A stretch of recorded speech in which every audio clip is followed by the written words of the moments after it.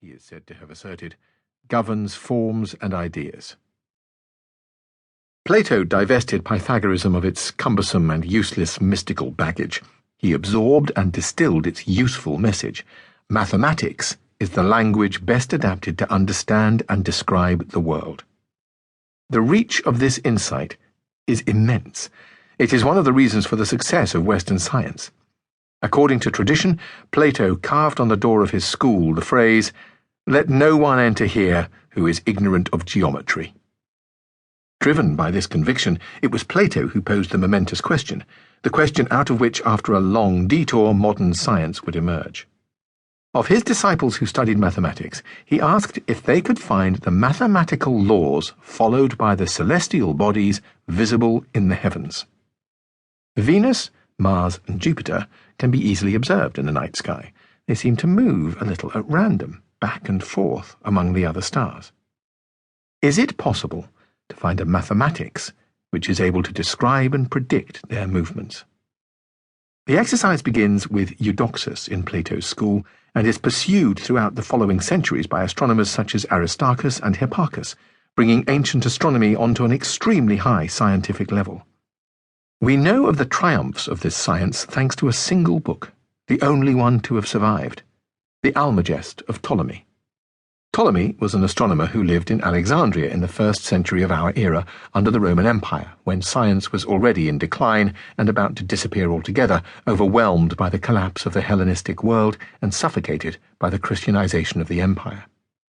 Ptolemy's book is a major work of science. Rigorous, precise, complex, it presents a mathematical system of astronomy capable of predicting the seemingly random movements of the planets in the sky with almost complete precision given the limitations of the human eye.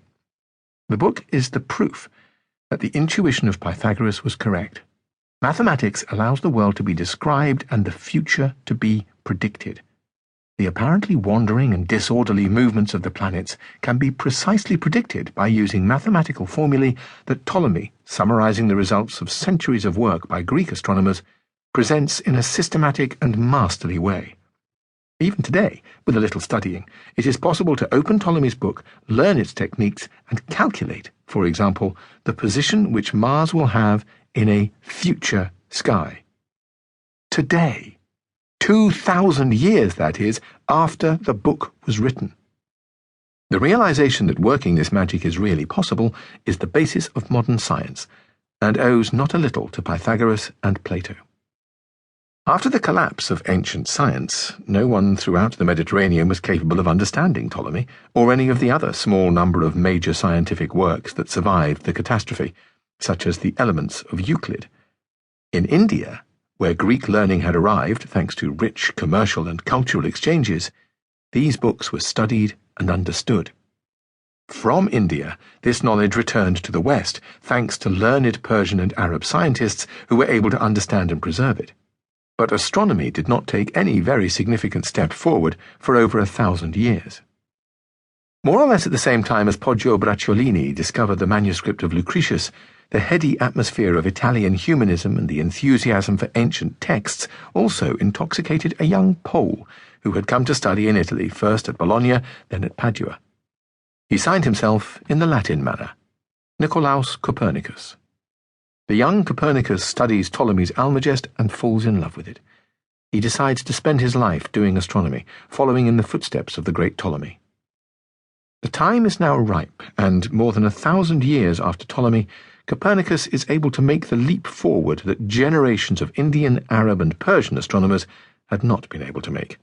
Not simply learning, applying, and adding small ameliorations to the Ptolemaic system, but thoroughly improving it, with the courage to change it in depth.